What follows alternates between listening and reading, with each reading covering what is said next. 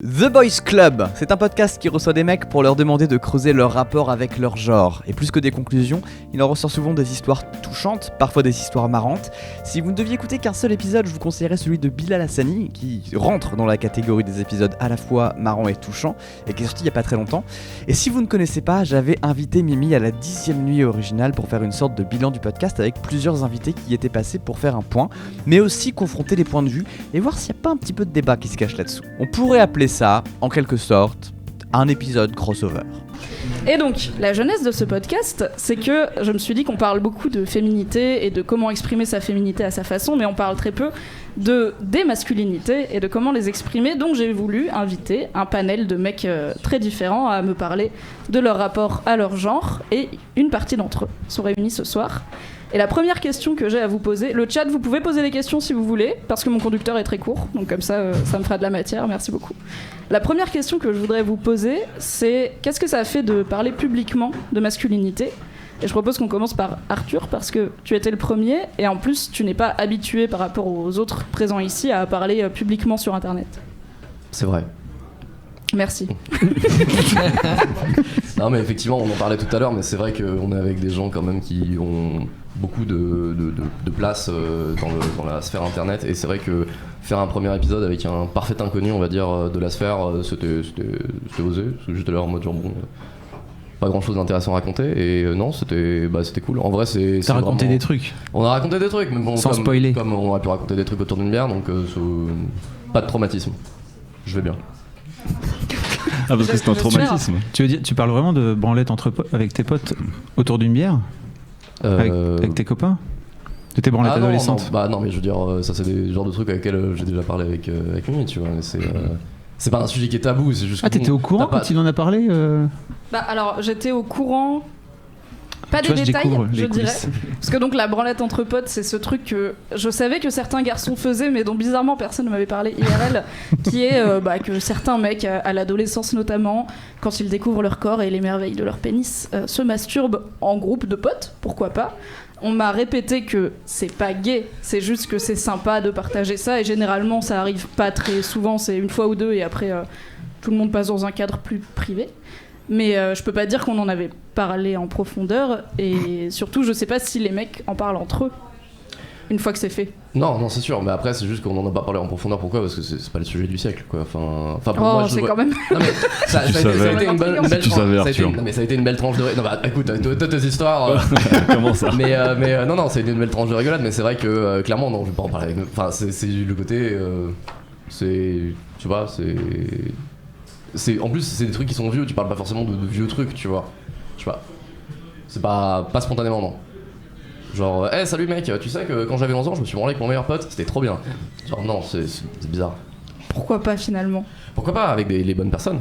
Alors on me demande, est-ce qu'ils se masturbent l'un l'autre ? A priori, c'est pas le concept, c'est chacun dans son coin, mais dans la même pièce, car on n'a pas le même maillot, mais on a la même passion. Finalement. Ouais, la biscotte. Chacun dans le même coin. Chacun dans le Dans le même coin. Ah mais on se branler l'un l'autre, c'est tout de suite c'est un autre level là. Là, on est plus sur a priori un acte sexuel mutuel plutôt qu'un acte sexuel solitaire à plusieurs. Ouais. Non là, je pense que ça se fait peut-être moins. C'est comme les brosses à dents, ça se prête pas comme ça, tu vois. C'est perso les pénis. C'est perso. Alors toi, Lame, tu as une histoire formidable à raconter, puisque tu étais au-delà de la branlette entre potes. Tu étais loin dans le game. Ouais, j'étais dans le doigt dans le cul collectif forcé. Si on peut le pitcher comme ça. On rit, mais c'est pas marrant. Oui. Mais pour revenir à la question, je parlais déjà de ma masculinité sur mon blog, de manière beaucoup moins développée, mais je me rendais pas compte. Et les retours que j'ai eus, c'était hyper sympa et hyper constructif, notamment sur YouTube, sur mademoiselle.com. J'ai eu des retours de gens qui m'ont envoyé des messages aussi, donc c'était très sympa. Et chez ma bande de potes, ça a été un poil plus contrasté, on va dire, les retours. Notamment après que mes amis soient venus eux-mêmes témoigner.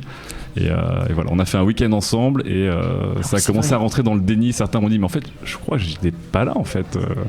Et un Alors, deuxième fait parce pour que- exprès, j'avais pas de souvenir de tout ça. Fab, est-ce que tu peux résumer l'histoire? J'essaye de rattraper un petit peu le chat. En gros, si je me trompe pas, tes potes ont écouté ton épisode Ouais. et ont demandé une sorte de droit de réponse, même si c'était pas. Oui, c'est plus forcément- qu'un droit de réponse, c'était Oui. aussi pour venir raconter venir leur discuter. masculinité à eux, ouais, bien sûr. Et donc la suite que tu es en train de nous raconter, qu'on savait pas, je pense, avec Mimi, c'est que vous avez eu un week-end juste après. Donc tes potes sont venus. Il y a 2 de tes potes qui sont Ouais. venus discuter avec Mimi et toi.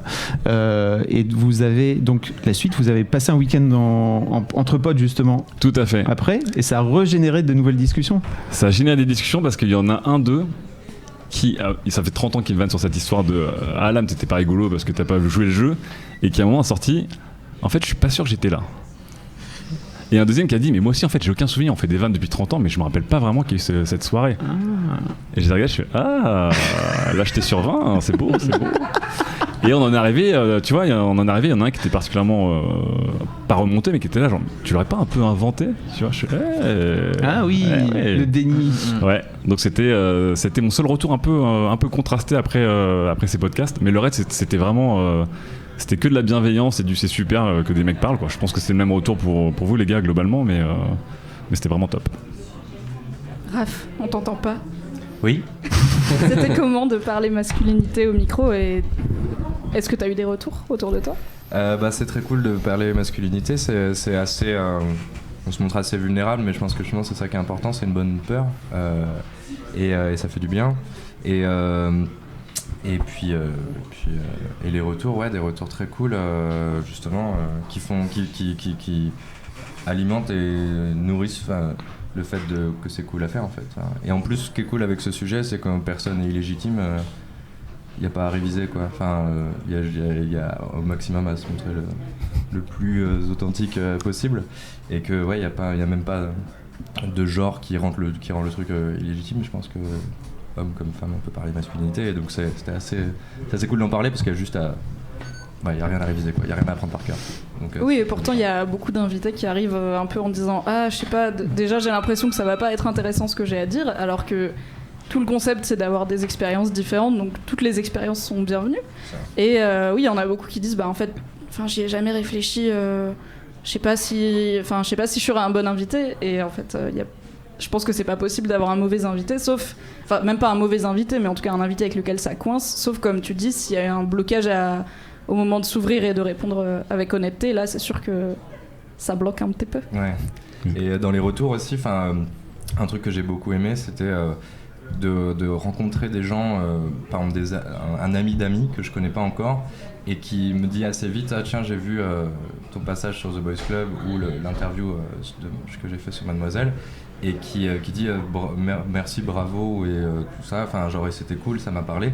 Et c'est que très vite, avant de savoir le métier de cette personne, il y a un lien qui se crée, que je pense qu'on a, en fait, qui nous réunit tous sur ces sortes d'injonctions qu'on a reçues, on essaye de se débattre de petits liens virtuels ou d'une prison virtuelle, et donc il y a un petit truc qui fait on est les mêmes, et en fait qu'on peut faire avec tous les êtres humains sur Terre, je pense, et donc ça c'est assez cool comme retour post-podcast.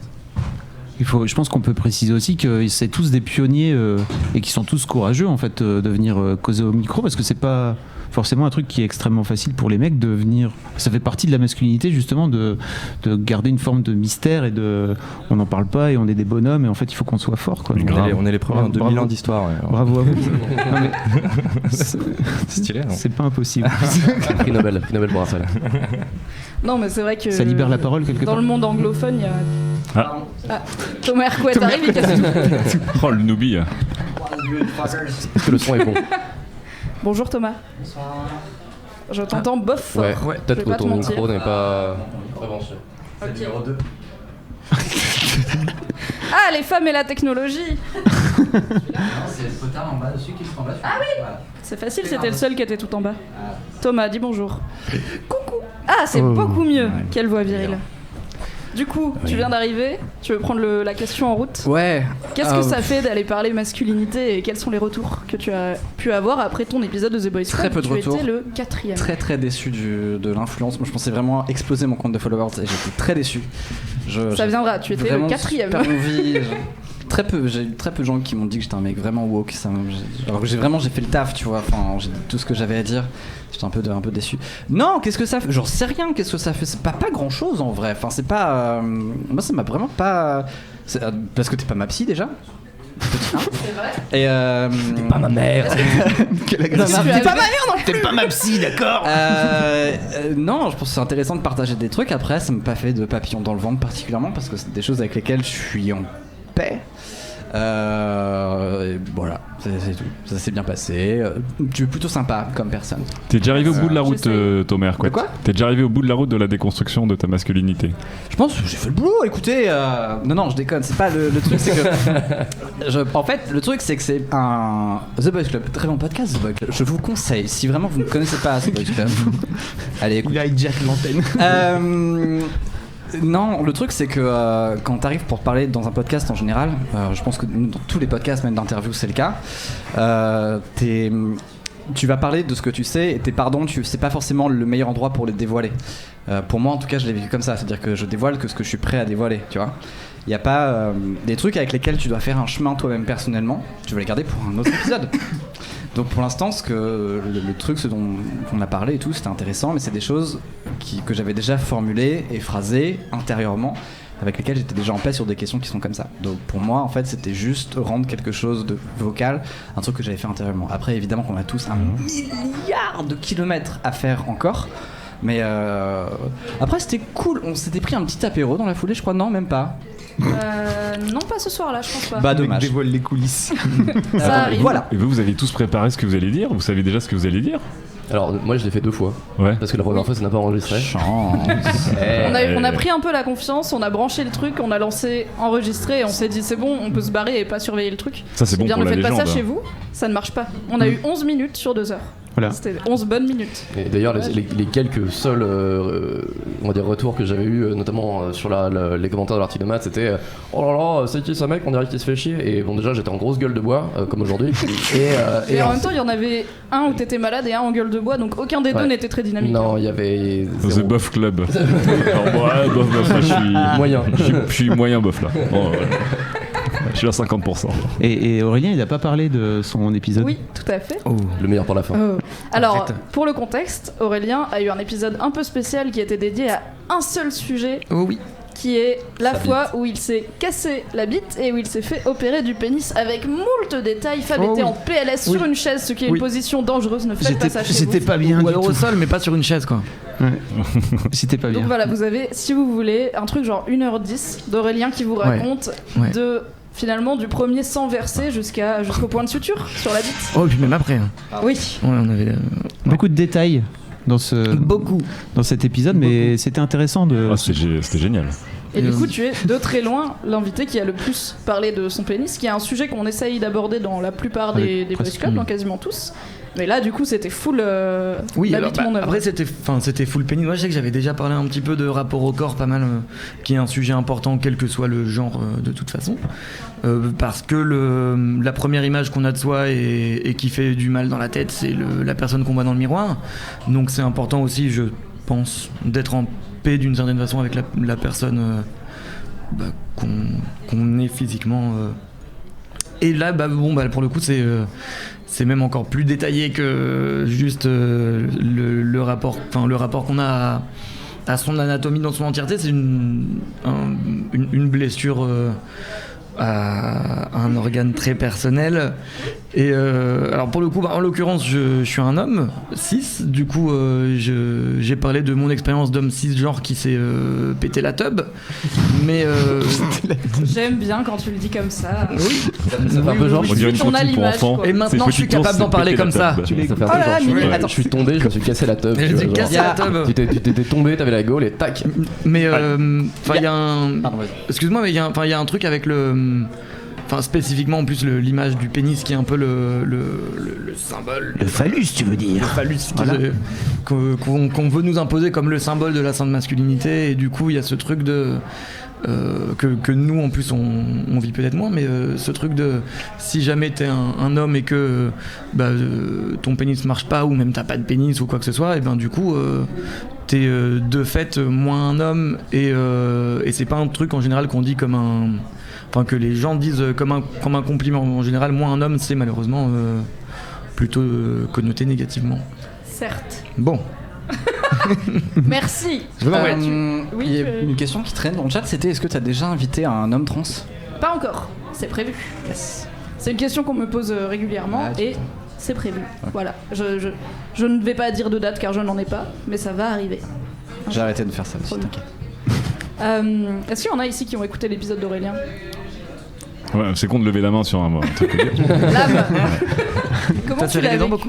Au début comme Fabrice, mais moi j'ai aussi un bobo pénis et pour moi c'était hyper tabou. Parce que déjà c'est fragile, mais t'as pas envie dans ta tête que ce soit fragile, parce que t'es censé être fort de partout. Et j'ai eu un bobo pénis et qui m'a vachement aussi touché dans ma confiance en mode merde. Parce que tu vois, c'est comme quand tu te fais une entorse de la cheville, les basketteurs comprendront, tu te dis putain, ça va revenir tous les 3 mois, c'est l'enfer. Après, t'as peur de sauter. Ouais, c'est vrai en plus. Exactement. J'avais peur de sauter du coup, littéralement. Ça a duré combien de temps, même juste ça a duré entre le bobo, le soin et la rémission et le machin, je sais pas, quelques mois, tu vois. Ouais. Mais j'ai pas eu de rechute ou truc. Toi, j'ai l'impression que t'es parti dans des aventures. Ah, genre, j'ai tout fait. Hein. C'était saison 2, saison 3, l'épisode final, les cliffhangers. Les crèmes d'Aurélien. La pommade, avec cette pommade, c'est pas possible. J'ai écouté l'épisode en métro et je me suis rendu compte que j'étais en train de suer du bas du dos. Parce que tu sais, tu vois ce que je veux dire, comme quand tu regardes des combats de boxe ou de l'UFC, tu te rends compte que t'as les cuisses hyper contractées, t'es un peu comme ça, et j'étais en train de suer du bas du dos. C'est le seul épisode où des gens m'ont dit j'ai pas pu le finir. J'ai entamé et je ne peux pas. Ce que je peux comprendre parce qu'il est beaucoup plus médical. Et j'en suis désolé, mais c'était super bien de le raconter, vraiment. J'ai souffert, mais moi ça m'a vraiment fait du bien de t'entendre. C'est moi. Ouais. Arrêtez, mettez-vous en silencieux, je ne sais pas.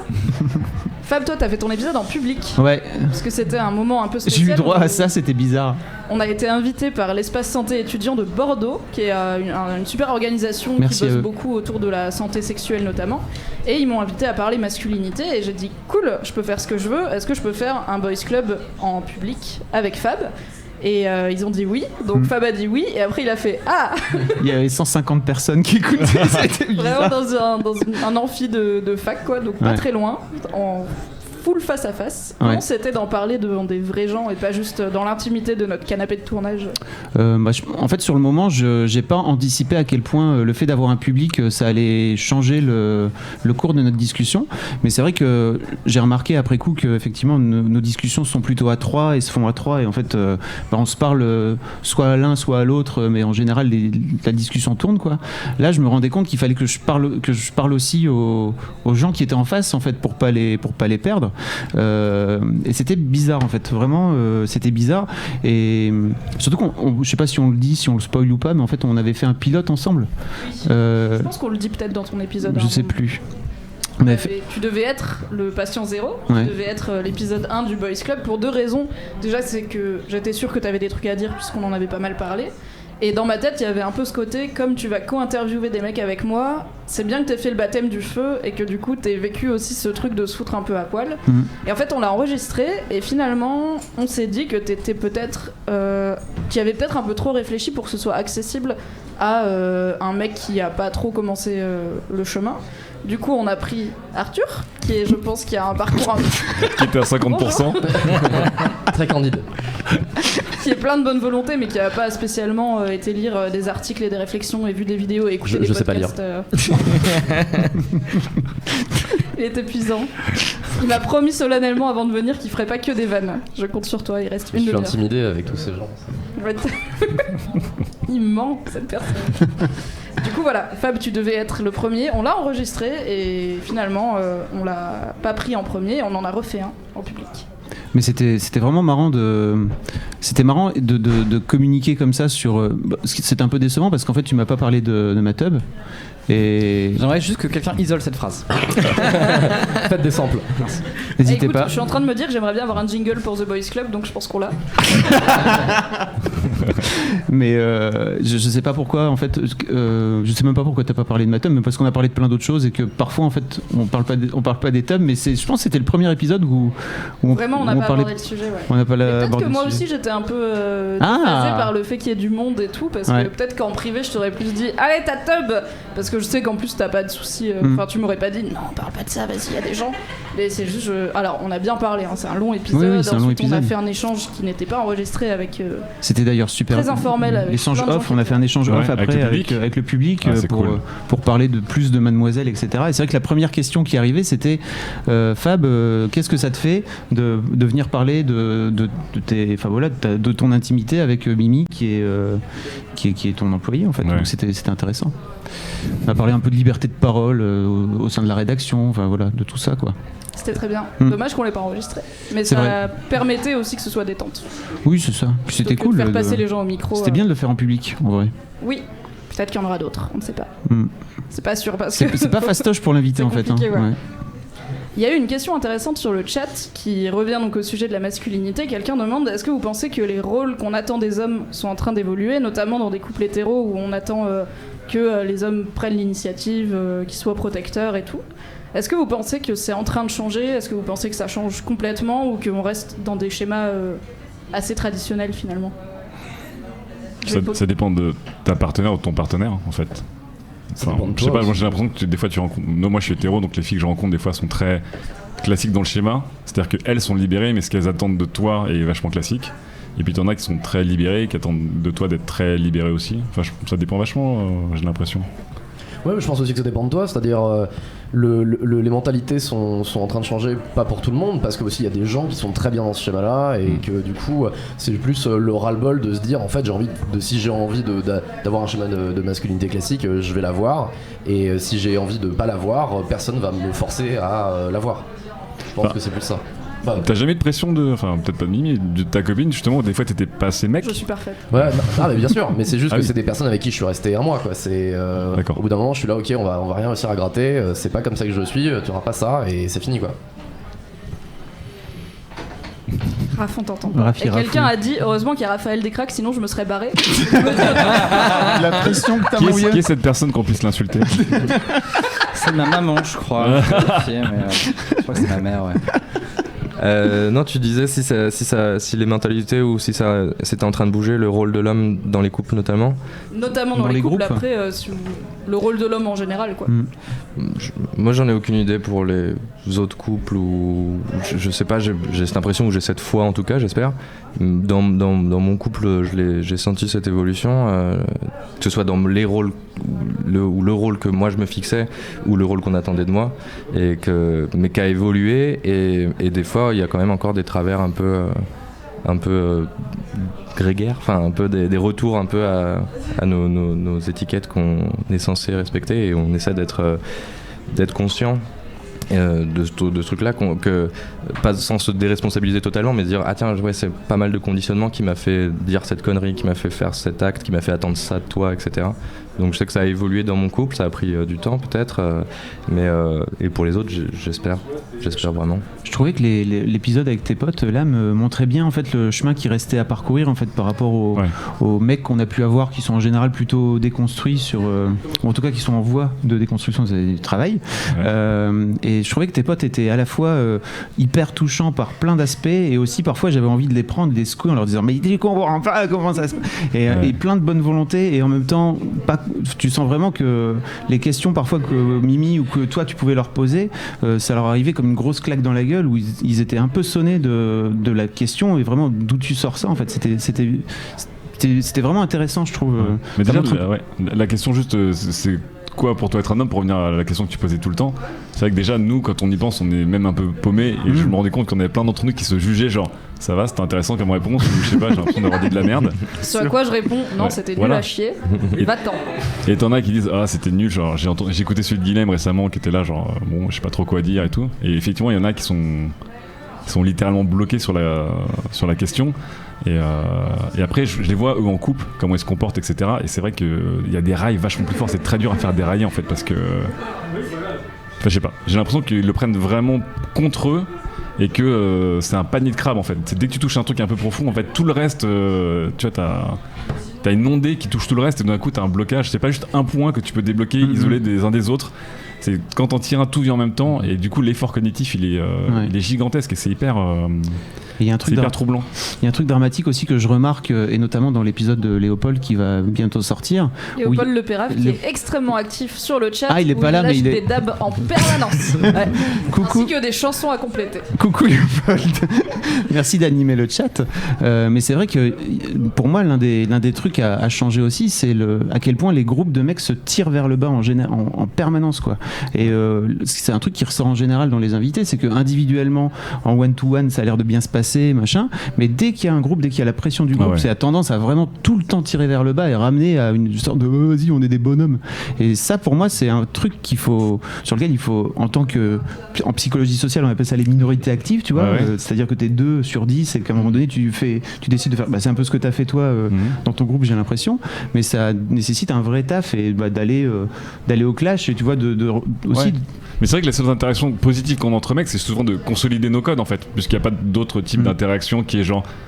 Et si on se remettait en cause parce que c'est bien, tu vois, dès que tu déstabilises un truc, comme disait Raph, un homme c'est un truc qui est monolithique, qui est solide, qui est un chêne et il a pas de flexibilité, donc c'est même pas de savoir là où tu vas c'est mieux ou moins bien, c'est juste l'acte de se remettre en question et tout de suite il est hyper dramatique quoi. Il est hyper compliqué et effectivement moi avec mes potes c'est que des célébrations de notre masculinité et c'est pas des réflexions sur notre masculinité, c'est que des encore une fois voilà, c'est que les blagues à répétition, c'est que les trucs garantis et en fait on se contente de ça en fait.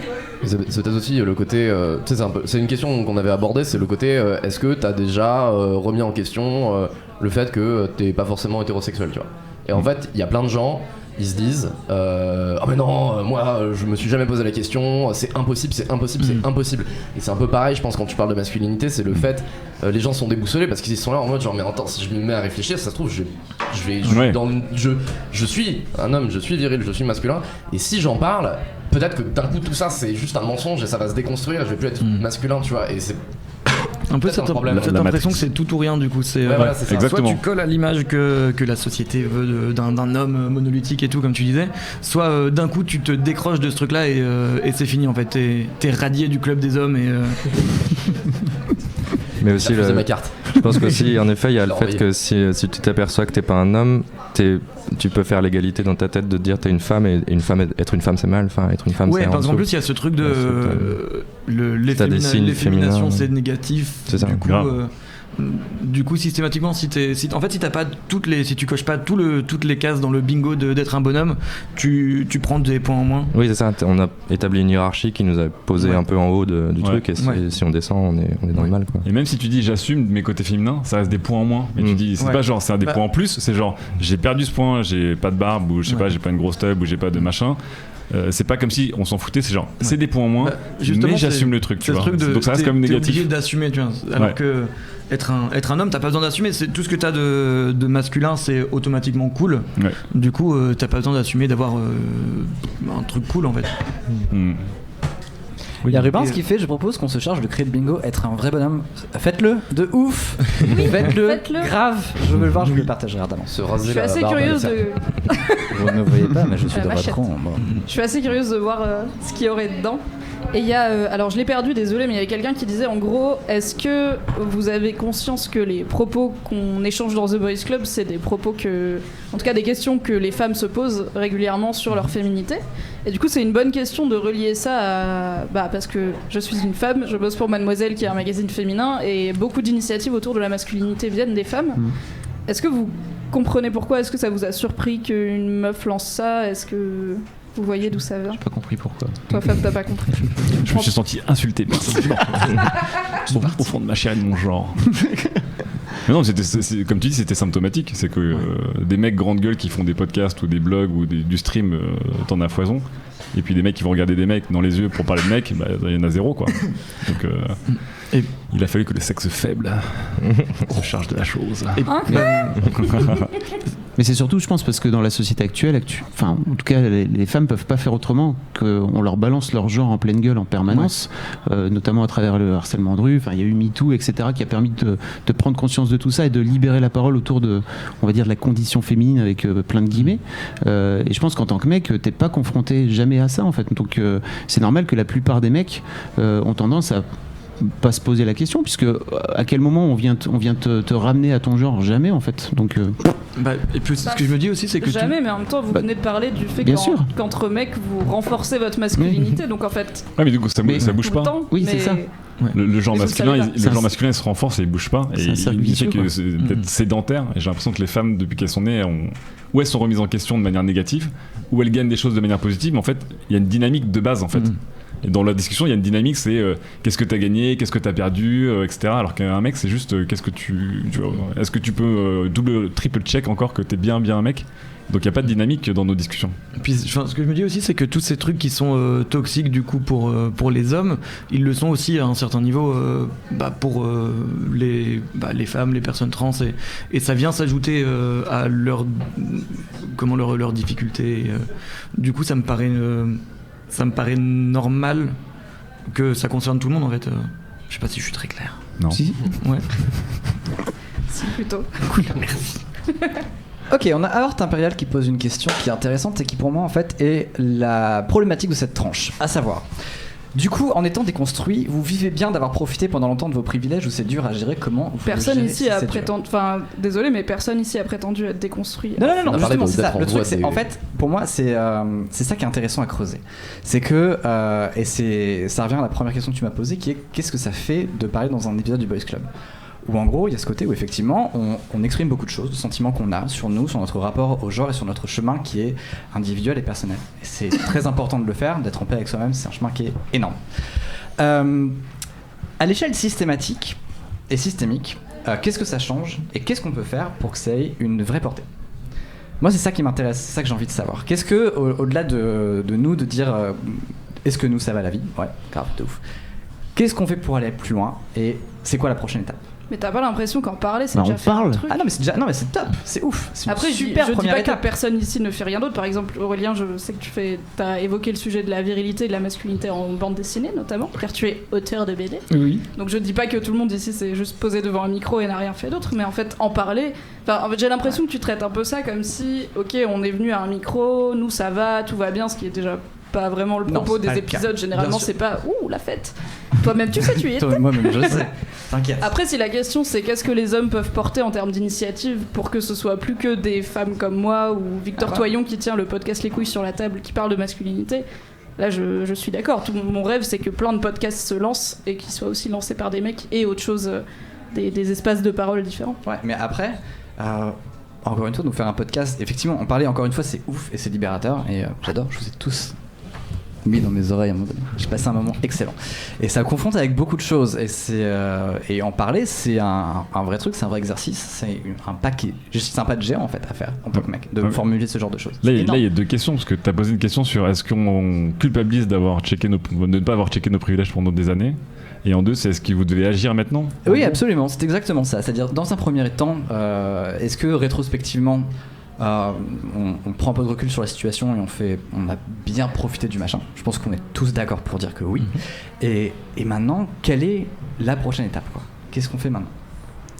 Du coup, il y a deux questions, donc choisissez à laquelle vous voulez répondre. On va peut-être parler de cette question des privilèges. Est-ce qu'il y a un moment où vous avez pris conscience de vos privilèges et... Enfin, en même temps, vous les avez toujours. C'est pas juste dire... Oui, ça n'a pas disparu en parlant, tu vois. Oui, mais on les a parce bah qu'on non. se rend compte qu'on en a. Moi, je savais pas que j'en avais, jusqu'à très peu de temps, je me rendais pas compte. Et même check ton privilège, pour moi, c'était une blague dont je ne comprenais même pas la signification au début quand je l'ai entendu. Je voyais pas où était la blague, en fait. Et d'où le fait qu'un podcast comme The Boys Club est important. Je vous rappelle que vous avez intérêt à l'écouter, c'est sur YouTube. Mimi va vous mettre l'adresse dans 5 secondes. Et Cherchez The Boys Club sur YouTube. Je suis mal, c'est un clavier Windows, ok? T'arrêtes. Mais Non, je déconne, je vais le faire. En gros, voilà quoi, la question. Donc, parler est une excellente première étape, et du coup, après. Moi j'ai découvert et je pense que j'ai découvert que j'avais des privilèges le jour où j'ai fait des enfants, des filles en fait. Ça m'a vraiment permis de prendre conscience. Alors je savais déjà que c'était la merde, par exemple, parce que j'avais ma copine depuis très longtemps qui est devenue ma femme. Mais en fait, de voir mes petites dès le plus jeune âge se retrouver à l'école et en fait qu'on les parce que c'est une fille, la maîtresse lui dit en fait ne dessine pas s'il te plaît, tu peux aller jouer avec tes copines à la cuisine, à la dinette avec toutes tes copines, parce que là il y a toutes les filles. Ça m'a fait fondre un plomb en fait. Donc c'est le jour-là où je me suis dit ah mais en fait c'est vraiment un truc qu'on reproduit, et c'est même pas méchant de la part de la maîtresse à ce moment-là. Elle dit juste va jouer avec tes copines. Mais ma fille elle avait envie de dessiner, et elle s'est retrouvée le jour où elle m'a dit en fait je suis obligée d'aller jouer à la dinette le matin. Je suis allé la voir en lui disant si elle veut dessiner, laissez-la dessiner, ça serait cool. Mais pour moi c'est le pire des sexismes, c'est comme le pire des racistes, c'est pas appeler à la haine, c'est continuer des stéréotypes et les comme porter. Si c'était normal. Et effectivement quand tu veux du mal à personne et tu dis bah je comprends pas pourquoi tu me tombes dessus, c'est le pire de cela, parce qu'il est insidieux quoi, il est hyper dur à déterrer quoi, il est hyper dur à sortir par rapport à un mec qui dit les meufs sont des salopes, ou là bon, ok, les choses sont très simples et très claires, on va y aller en frontal. Quand quelqu'un te dit bah non c'est bon, c'est pas méchant, je vais acheter un truc rose ou un truc bleu, et je voulais pas faire de mal, ou je sais pas, j'ai dit aux filles d'aller à la dinette, et quand mes potes pareil me disent mais je suis pas un violeur, donc en fait du coup le reste c'est jamais vraiment méchant, je trouve que c'est très dur de... Tu racontais toi dans ton épisode aussi que MeToo t'avait incité à arrêter d'avoir de la sympathie ou en tout cas de trouver des excuses à ses potes un peu relous qui sont toujours un peu bourrés et qui viennent faire chier les meufs. Ça peut être un truc aussi que les mecs peuvent faire, c'est-à-dire prendre position à un moment donné et juste dire tu sais mec, quand tu fais ça c'est vraiment pénible quoi. Ouais, mais je crois que c'est la différence, c'est le côté ouais on est tous féministes parce qu'on veut tous l'égalité, mais on est tous des féministes ou passifs ou flemmards. Et puis à un moment tu dis ok maintenant je le sais, je le vois, et surtout maintenant que je le vois vraiment, tu peux pas ne pas agir quand tu le vois quoi. Et effectivement je pense qu'il y a beaucoup de gens qui disent je le vois, mais ils ont encore une sorte de flemme de se dire non je peux pas être la personne qui va faire chier tout le monde au repas, au dîner, machin, qui va remettre le truc sur la table et tout. Et en fait bah si, faut y aller. Ouais. Après c'est un... Excuse-moi Non, je me dis aussi c'est un... Enfin, en mon sens c'est un chemin aussi, je pense pas qu'il y ait un instant T où d'un coup tu te réveilles le matin et t'es genre waouh je suis super woke, genre ça y est j'ai résolu le sexisme. T'as pas encore eu ton badge woke dans la boîte aux lettres? Non je l'ai pas Il a encore dû eu. se perdre. J'en dois en 20 XP je crois, enfin, c'est pour bientôt. Moi j'en ai 2 si tu veux, je t'en file un. Mais, du coup j'ai l'impression que même encore il y a des trucs où je suis pas irréprochable, et je pense que beaucoup de gens s'identifient à ce truc où on en apprend tous les jours, et mais personne n'est irréprochable en fait, et heureusement faut arrêter d'avoir cette culpabilité là je pense en tant que mec, et que c'est vraiment un chemin, et c'est comme la paternité, enfin c'est un truc que j'essaie de faire, la paternité c'est pareil, arrêter ou la parentalité, il n'y a pas de parents parfaits, tout comme il n'y a pas de féministes parfaits quoi, on déconne tous et on apprend au fur et à mesure des choses, même parmi les femmes, c'est une grande question dans les cercles féministes, c'est qui sera la plus militante et la plus en accord avec ses convictions, et est-ce qu'on peut être... vendredi dernier, j'étais à une table ronde sur le féminisme dans la pop culture, est-il politique ? Et au moment des questions-réponses, il y avait tout un sujet sur le féminisme cosmétique, par exemple, est-ce que acheter un t-shirt chez H&M qui dit féministe, mais qui a été fabriqué par des femmes dans un entrepôt au Bangladesh, qui sont sous-payées, est-ce que c'est être une bonne féministe ou pas ? Parce que d'un côté, tu l'affiches et t'as pas peur de l'afficher, mais de l'autre, il y a des femmes qui ont une vie un peu nulle, qui ont fabriqué ce t-shirt et tout, et en fait, je pense que agir avant, enfin il vaut mieux faire un truc imparfait que faire rien du tout, et du coup à mon avis si t'essayes d'être parfait tu te bloques, tu t'es complètement bloqué, même moi je prétendrai jamais être une féministe parfaite parce que c'est trop, je pense que personne ne l'est.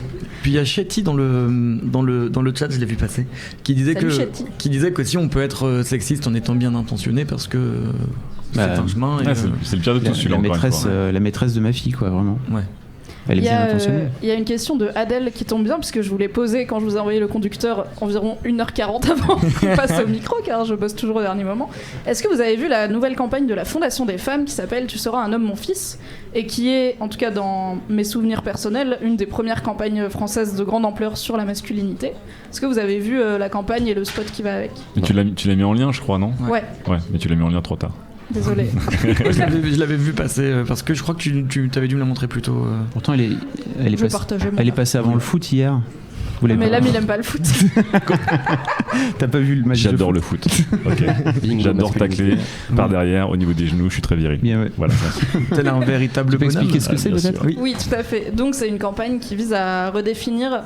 En fait, l'idée c'est que les inégalités et les concepts sexistes se transmettent aux plus jeunes générations, ce qui est vrai, puisque si personne ne change rien, ça continuera à vivre comme ça, et que les pères et les fils ont une relation qui est particulière et qui peut aussi servir de terrain fertile à ces préjugés. Et du coup, la campagne, c'est un spot qui est narré par Oxmo Puccino qui détourne le poème « Tu seras un homme, mon fils », qui en gros explique que si tu peux vivre une défaite et retourner, et ne pas le vivre mal, si tu peux aimer une femme, apprécier une femme sans qu'elle se sente menacée, des choses comme ça, avec plusieurs images d'illustration, alors tu seras un homme, mon fils. Et donc c'est l'idée de redéfinir ça veut dire quoi être un homme, à la fois avec des trucs personnels de soi à soi. Par exemple, tu rates une compétition de sport, t'es pas moins un homme, c'est pas grave, ça va. Et par rapport aux autres, donc à la fois aux femmes et aux hommes. Moi j'ai trouvé ça très bien et j'étais trop contente qu'il le passe avant le match France-Italie d'hier, parce que je me dis s'il y a bien une heure où il doit y avoir pas mal de darons et de fils devant la télé, ça doit être avant le match. Donc j'espère que plein de monde l'a vu. Et au-delà de ça, du coup, même si vous l'avez pas vu, qu'est-ce que vous pensez du fait qu'on ait des campagnes nationales sur le thème de la masculinité ? Est-ce que vous pensez que la France est prête ? Est-ce que les darons de France sont prêts ? Moi je pense que c'est bien. Ah ouais. Moi j'y vais comme ça. Enfin, est-ce que quelqu'un peut trouver ça pas cool en fait? Oui, il y a des gens qui peuvent dire c'est pas à l'État de faire ça, c'est pas. Alors c'est pas à l'État, c'est une asso, mais oui, par contre moi j'ai vu même sur le. Donc j'en ai fait un article sur Mademoiselle. Et il y avait des critiques sur la forme, par exemple. Il y avait des filles qui ont dit pour moi c'est déjà trop loin, c'est-à-dire que les mecs vont pas se reconnaître, ou c'est trop d'injonctions, il aurait fallu la jouer un peu plus regarde tout ce qu'on peut faire, plutôt que reprendre le poème de Kipling qui est un peu impératif, quoi. Tu fais ça et tu fais ça, tu seras un homme, mon fils.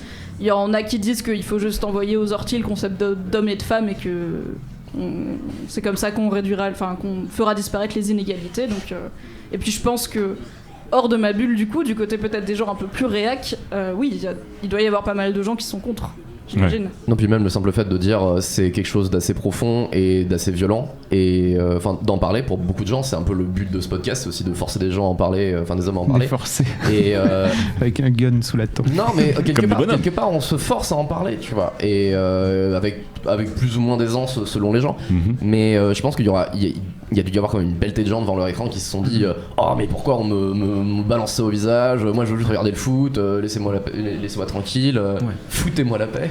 Bravo. Waouh. On peut couper le micro d'Arthur, s'il vous plaît. Moi je pense que c'est mon avis c'est que c'est peut-être le truc qui a dû arriver le plus. C'est pourquoi on nous impose ça alors qu'on n'a rien demandé, quoi. Je pense qu'il y a des gens qui ont pas forcément compris ce truc parce qu'ils ont pas été élevés comme ça, et même pour pas mal de gens parler simplement de genre, même un petit peu, ça devient politique alors que ça ne devrait pas, mais ça devient de la propagande islamo-gauchiste.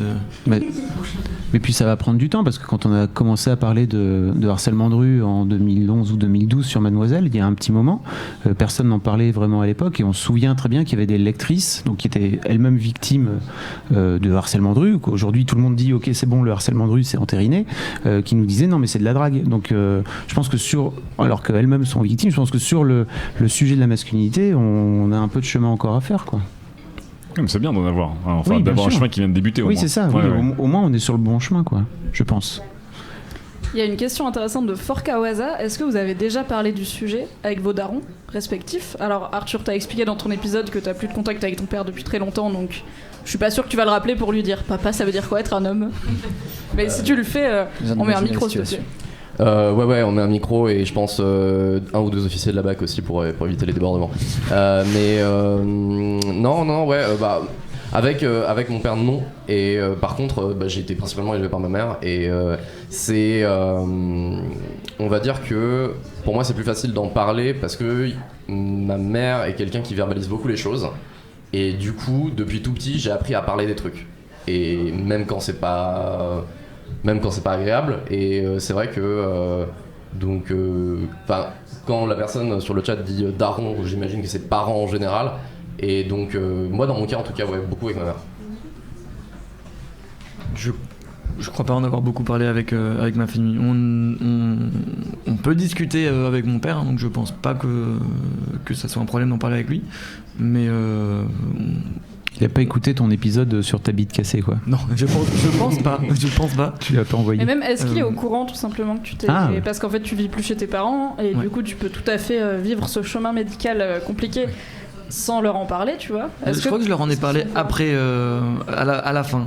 Quand tout allait bien. Ouais, où je lui ai posé la question genre, t'as déjà eu des pépins en fait Moi, non, pas vraiment. Parce que moi, oui. Ah, ok. Parce qu'un ami à moi m'a dit. Oui, c'est quelqu'un que tu connais pas, il s'appelle Aurélien Fernandez, mais c'est pas ton fils. Ou peut-être que si.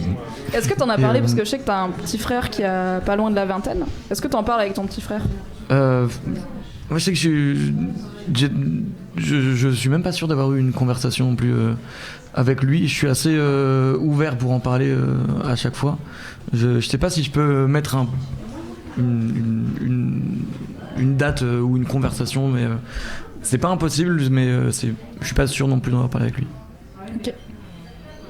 J'en ai pas parlé avec mon père.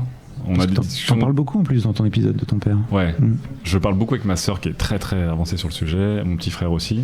Mon père, j'ai l'impression qu'on a des sujets et des antagonismes plus pressants que de parler de ça en fait. C'est-à-dire qu'avant même de dire ok papa, est-ce que tu t'es interrogé sur toi en tant qu'homme ou moi, ou est-ce que tu as écouté ce podcast, on a des sujets, je dis pas des sujets de crise avec mon père, mais on a des sujets plus comment dire, prioritaire, tu veux dire? Prioritaire. Mais il y a une forme d'utilité dans le rapport que j'ai avec mon père. C'est qu'on a des rapports qui sont liés à ou des projets, ou des urgences, ou des choses, tu vois. On n'a pas des relations gratuites, ou des échanges gratuits, genre, et au fait, si on se posait 2 secondes pour parler d'où t'en es, etc., etc.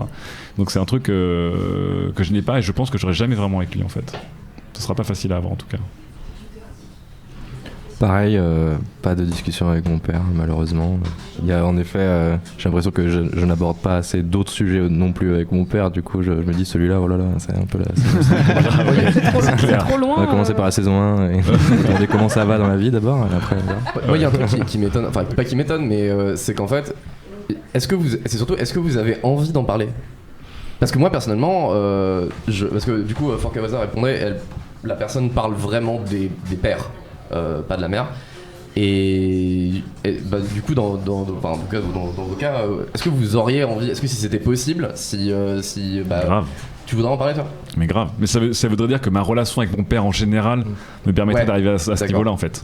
Et peut-être qu'il faut commencer par. Enfin, je sais pas, après je connais pas la relation de ton père, mais il faut à un moment donné enclencher le truc, tu vois, et c'est pas. Ouais, mais je suis comme Raph, c'est que je me dis, avant d'enclencher ça, il y a tellement d'autres choses à enclencher en fait.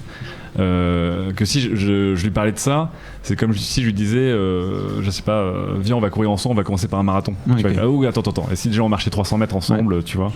Et j'en suis là dans la relation avec mon père. Ça veut pas dire que j'ai une relation, on n'est pas en conflit, c'est juste qu'on a des relations en fait que je me rends compte sont très ou pauvres ou pudiques ou tu vois sans même se disputer mais c'est loin de ça quoi. Ça m'a vraiment un peu attristé que tu dises avec mon père on n'a pas des échanges gratuits genre comment ça va, non. C'est juste en fait pour le plaisir quoi, pour partager un truc, mais je comprends parce que mon père aussi est assez taiseux et tout, et c'est vrai que j'ai jamais parlé avec mon père de ce que ça veut dire être une femme, et bon il a pas de fils, on est 3 sœurs. Et avec ta mère? Avec ma mère plus, ouais, parce que en fait elle m'a appris c'est quoi être une femme dans le monde. C'est vraiment ma mère qui m'a dit attention, il faut mettre des soutiens-gorge maintenant, il faut, c'est mieux pour toi, il faut t'épiler parce que tu me dis que tes copines se moquent, il faut faire attention aux garçons surtout. Attention, ils sont tous ils ont une idée derrière la tête. Mais ça les pères le disent aussi, c'est drôle. Moi mon père pour le coup, il avait pas du tout ce rôle dans notre éducation, et je pense que c'était ma mère c'est ma mère le caractère fort du couple puisqu'ils sont toujours ensemble. Et mon père, il était plus, il m'a plus éveillé au sujet politique, culturel, machin. Ah oui, pareil. Ma mère, c'était la vraie vie des vraies meufs en fait de fais gaffe, et si t'invites un mec à dormir, déjà garde la pêche, et il dormira littéralement pas au même étage que toi puisqu'on a un étage et on peut pas y accéder par l'intérieur. Donc... Mais c'est vrai que un truc que j'avais réalisé à un moment, c'est qu'en fait ma mère a fait une remarque un jour où en fait je me suis rendu compte que nous on est du coup on est 4 enfants, 3 mecs et une fille. Et en fait, à un moment, je me suis rendu compte que ma mère avait un peu délégué l'apprentissage de la vie à mon père, du coup, parce que c'est normal, c'est normal. Dans notre société, peut-être un peu. Et en fait, du coup, qu'elle avait délégué à mon père de faire notre éducation de mâle. Et en fait, mon père est quand même quelqu'un d'assez pudique. Et du coup, au final. Comme tous les papas, j'ai l'impression. Comme beaucoup, je pense. Ouais. C'est quand t'as dit tout à l'heure, t'as parlé de pudeur, et je pense que c'est aussi la clé pour pas mal de papas. Ah ouais, grave. Tu disais que ton père était assez taiseux, mon père aussi a cette pudeur. Et du coup, au final, au final, c'est comme ça qu'on se retrouve. C'est comme ça qu'on se retrouve tous à être des adultes et à débloquer encore des trucs. Typiquement, une opération de la bite. Par un exemple. Par exemple, j'étais vraiment tout seul avec ma carte et mon couteau suisse, quoi. Mais c'est de la pommade. C'est plus que de la pudeur. Beaucoup de pommade. C'est plus que de la pudeur. Moi, je pense que nos parents, nos pères, c'est presque des ignares là-dessus. Il y a un manque littéral de connaissances. C'est-à-dire que ça n'existe pas dans leur sphère à eux. À quel moment ils vont même essayer d'en parler avec leur fils ou tu vois ça rentre je sais que dans mon père ça ne rentre même pas dans sa vision périphérique ou dans ses réflexions périphériques et en même ça temps, n'existe pas tu vois donc c'est peut-être possible du coup pour leurs enfants de leur apporter ce nouveau territoire fascinant mais en même temps je me dis les pères de nos pères du coup nos grands-pères ont sûrement pas fait ce boulot avec eux ah oui complètement c'est évident et leurs pères à eux ont pas fait ce boulot et du coup on arrive sur un retard cumulé de plusieurs générations Enfin, moi je sais que mon père il est hyper old school là-dessus. C'est là où en plus je sais que mon père est pas, il a pas été élevé comme ça, mais il est quand même assez ouvert. Mais en revanche, il y a ce truc de, on connaît pas, on n'a pas été élevé comme ça. Donc même en étant la personne la plus ouverte du monde, je pense qu'on pourrait faire un épisode de Boys Club comme ça, un peu collectif, pour parler que des darons. À mon avis, il y a des trucs à raconter, quoi. Ouais. Histoire de Darons Club. Le mashup de. Toi-même, tu as un podcast qui s'appelle Histoire de Darons. Ouais. Où tu parles toi en tant que père avec. Ouais, mais là c'est des jeunes darons en fait. Non, il y a. Il y a eu ton père. Il y a eu ton père. J'ai eu mon père et là je commence à, je cherche à creuser un peu, d'aller chercher des pères d'ados, etc. Mais c'est pareil en fait. Pour moi, c'est pareil. Il faut libérer la parole de ces parents-là. Et ce qui est marrant en fait sur ce podcast d'Histoire de Darons, c'est que je me rends compte. Alors j'ai fait McFly et Cardito. Je pense qu'ils ont amené pas mal de leur commu. Et puis sur Mademoiselle aussi, on en a parlé. Mais c'est fou le nombre de jeunes qui ont 15-20 ans et qui écoutent, mais pour une seule raison. Ils me disent c'est pour comprendre un petit peu ce qui se passe dans la tête de mon père, parce que c'est impossible de discuter avec lui, quoi. Donc bon, voilà, il y a du taf. Mais qui dit 15-20 ans dit que c'est encore l'âge des pères, c'est encore la old school, c'est la génération old school. Hein, ouais, c'est ça. Oui, après 10 ans, c'est un peu plus jeune, quoi. Mais... Ouais. Du coup, t'as pas parlé masculinité avec ton père ? Non, j'ai parlé avec lui de son rapport. Enfin, on a eu une discussion pour la première fois, un truc un peu bizarre de comment c'était pour toi d'être père en tant que fils et d'avoir cette discussion-là. Et c'était vraiment très étrange. Il s'est mis à pleurer au bout de 3 minutes quand il a commencé à parler de la mort de son père. Alors, son père est mort juste avant que je naisse. Et je pensais pas, on n'en avait jamais parlé, par exemple, du deuil de son père, même si ça fait partie de l'histoire de la famille, etc. Donc, je l'avais jamais vu ému à ce point.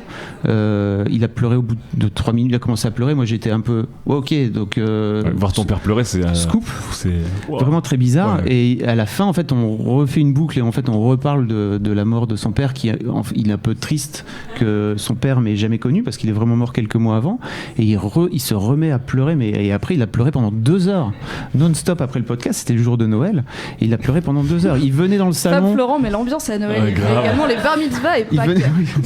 Il venait dans le salon, il venait sécher un peu ses larmes, et en fait il repartait, je pense qu'il retournait pleurer, il revenait en pleurant. Je lui disais mais ça va en fait, tu veux qu'on en parle? Non, t'inquiète pas, bien sûr, je suis un bonhomme, je vais pas en parler. En fait j'essayais de le croiser, j'essayais d'aller le voir, et pas trop, quoi, tu vois. Donc je l'ai laissé dans son coin pleurer. Je pense que ça a été dur pour lui en fait de parler de ça. C'était intéressant. Mais effectivement il m'a jamais parlé par exemple de The Boys Club. Alors je pense vraiment qu'il est à la retraite, il a que ça à foutre de regarder tout ce que je fais. En revanche sur The Boys Club, j'ai jamais eu un retour. Ce qui veut dire un truc en soi. Bah oui, c'est vrai, mais c'est vrai, j'y avais pas pensé, donc je vais le faire. On va rendre l'antenne, et du coup j'ai une dernière question en mode tour de table avant qu'on rende l'antenne. Qu'est-ce que vous auriez envie de dire à tous les mecs qui nous écoutent, qui sont sur le chat ou qui nous écouteront plus tard en replay? Voilà, qu'est-ce que vous auriez envie de leur dire? Le premier qui a une idée prend le micro. Mais vous allez tous y passer. Moi j'ai vu 2-3 trucs sur le chat de gens. Alors c'est difficile de voir le ton, de lire le ton des gens. Donc pour moi j'ai l'impression que c'est des gens qui sont un peu fâchés, un peu contris sur le fait que ils ont l'impression que on est là, on en parle, on est woke, on en a réfléchi 2 minutes, on est des ouf. Bah justement en fait non. Et surtout si vous chez vous à la maison vous commencez à penser à réfléchir sur votre masculinité, vous prenez pas pour des oufs. C'est juste, c'est le tout début du chemin.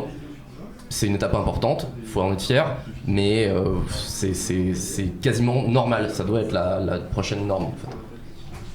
Il y a des gens qui râlent sur internet, Arthur? Je sais pas, je suis pas d'internet, moi je n'ai pas internet chez moi. Cool. J'ai entendu parler d'un réseau social qui s'appelle Twitter. Twitter. Et le chat Twitch aussi, un grand moment. Ouais, moi, vraiment, le truc qui me marque le plus, c'est pas forcément agréable, mais c'est passionnant. C'est que se déconstruire, découvrir comme Arthur, comme Raph, comme Fabrice, comme Aurélien, Thomas, tout le monde, c'est génial. Mais des fois, tu t'en baves un peu, quoi. Et effectivement, te dire, ok, je vais ouvrir la discussion avec des gens, et ben c'est hyper désagréable parce que t'es le chieur de service. Te dire, putain, j'étais un connard parce qu'effectivement, j'ai joui de privilèges sans jamais me rendre compte parce que j'ai jamais checké ni rien. En fait, tu dis, putain, je m'en veux un peu, je suis un connard.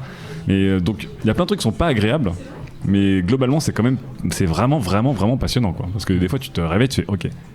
Ah, là, je viens de regarder complètement différemment un truc, je vois la matrice et tout, et ça, c'est vraiment, vraiment génial. Et je suis comme Arthur, je me dis, je débute, quoi. J'avais l'impression d'être vachement plus woke que mes potes, mais effectivement, sur une échelle de mes potes à Fabrice Laurent, il y a une zone assez immense, tu vois. Mais je pense pas en plus que je suis vraiment au top du game. Oui, mais je pense qu'il y a encore au-dessus de toi, c'est comme un manga. Tu dis, putain, j'ai battu le dernier boss. Quoi ? Il y avait encore des chevaliers d'or de diamant. Par exemple, moi, j'ai regardé Queer Eyes sur Netflix là, il y a quelques semaines, et ça m'a foutu une tarte énorme sur mon rapport au SAP dont tu parlais. En fait, moi, c'était jamais un truc que j'avais vraiment appréhendé, et ça m'a vraiment fait bizarre en fait de regarder ce truc-là et de me prendre une claque comme ça, alors que j'avais l'impression d'être avancé. Mais non, en fait, ça ne s'arrête jamais. Préparez-vous, c'est un grand ride. Cette très belle chemise. On ira faire du shopping de salopette si tu veux. Oui. J'adore la salopette. Pokémon Let's Go, prenez la version Evoli. Oui. Est-ce que tout le monde s'est exprimé? Je pense pas. Raph. Qu'est-ce que t'en penses, Raph, toi? Moi, je sais pas du tout quoi dire aux mecs, aux autres mecs, aux garçons, parce que je sais pas à qui m'adresser. Enfin, j'ai pas de message général à dire. Faites votre vie. Bonne chance dans la vie. Respectez les gens, peut-être. Oui, et respectez-vous aussi. Et puis ça fera du bien à tout le monde. C'est que non seulement ça réfléchir à ce rapport-là, ça fait du bien à soi, et en plus ça fait littéralement du bien à la société. Et le monde ça c'est bien, il faut dire ça en fait aux mecs. Ça fait du bien à la société, il y a un côté héros et du coup ils comprennent. Ah ouais, d'accord. Des petits héros du quotidien. Allez, super, je peux être un héros, c'est bon, des badges j'ai signé. à la fin, ça sera bien. Quand on aura fini avec le sexisme, donc un petit moment. Mais on est à ça quoi. On lance la confection tout de suite. Merci beaucoup d'être venu. Merci bien sûr d'avoir écouté. Thomas. Rendez-vous sur The Boys Club. Cherchez The Boys Club sur Google et vous aurez tous les trucs. Vous abonnez car je n'ai pas encore de site. J'en aurai un jour. Sinon vous cherchez The Boys Club Mademoiselle et c'est sûr que vous tomberez dessus. À mercredi pour un nouvel. Non, à mercredi d'après pour un nouvel épisode. Bisous. Ciao. Ciao. Salut. Bravo. Bravo les mecs. C'était cool. On s'applaudit les mecs, on s'applaudit. Si vous aimez, est-ce qu'on peut tout ce qui est parasite tamponner les pecs un peu? Évidemment rester, c'est Pierre Kerner qui va prendre la suite. Est-ce que Pierre peut venir avec l'intégralité de ça? Si vous voulez, restez pas de parasite. Les personnes qui veulent parler de parasites. Mais je suis pas à la caméra moi, qu'est-ce qui se passe? Bonsoir. Bonsoir. J'espère que vous allez bien. Alors Pierre, il faudrait. Non, tu sais quoi, tu vas prendre ma place. Alors juste que je t'explique. Attendez, on va mettre une petite musique rigolote quand même. Cela, c'est pas comme si. Installez-vous, vraiment, prenez place, les gens qui veulent parler de parasites. Castor Moser, Macroscopie. Macroscopie, c'est ça, on peut t'appeler comme ça. Alexis Fearless. On va parler de parasites. Alors, que je t'explique. Oui, ça va être ta place. Là, je t'ai mis un. Regarde, je t'ai mis ton écran. Attendez, je vous mets l'écran. Blanc de la table, il y a Tsukogé qui va venir. Moi, je vais vous rejoindre à un moment donné aussi. T'as pas de son, hein, on est d'accord? Non, j'ai pas de son. Ok. C'est fantastique. Parlez pas d'insectes, je vous en prie, dit Body Breast. Cher Body Breast, j'ai une très mauvaise nouvelle pour toi. Et non seulement on va en parler, mais vous allez les voir de près. Oh là là là là là. De près. De très près. Merci beaucoup. Alors ça me tenait un peu à cœur d'avoir cette heure de The Boys Club, déjà parce que le podcast de Mimi est cool et intéressant, et parce que c'est toujours une première étape importante en fait de l'avoir. Je suis très peu à l'aise. À titre personnel, je pense que ça s'est senti avec l'idée d'être un mec et de parler de son propre rapport à la masculinité comme étant un peu woke, mais je trouve que c'est important de juste montrer des exemples et je pense que les gens qui étaient autour de la table s'érigent pas forcément, quoi qu'on puisse en dire, s'érigent pas en exemple fondamentalement, donc moi je trouve ça bien. Mimi fait un bon boulot globalement je trouve, donc voilà, et moi ça me gêne terriblement, c'est pour ça que j'étais vraiment caché dans la table et que j'ai fait des blagues. Donc on va mettre la petite musique du National Park avant. Tout se passe bien, Baptiste. Pendant qu'on fait le changement de table, ne quittez pas, regarde, Tsuko, si tu mets le casque, il y a une musique pour toi. Le casque, lequel? Le casque. N'importe, tu penses à quoi, n'importe quel casque. Et voilà.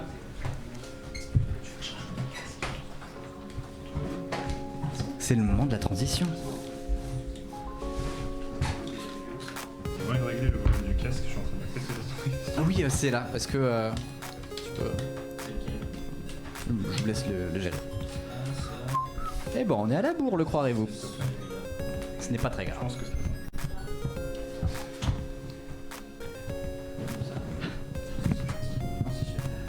Donc, ce n'est pas seulement du chiptune, mais j'aime beaucoup la remarque.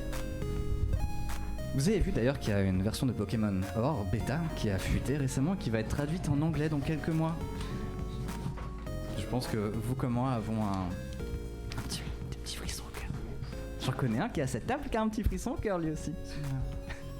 Ça fait trop plaisir de me demander si c'est pas fait exprès pour annoncer la gêne qui suivra et que cette gêne là en fait consistera en Pokémon futé. J'ai envie d'y croire mais en même temps non, tu vois. Ouais. Parce que bébé Miaouz, j'ai envie d'y croire. Bébé Miaouz, j'y crois de ouf. J'y crois de ouf. Je vous laisse vous présenter autour de la table pendant que Pierre Kerner s'installe.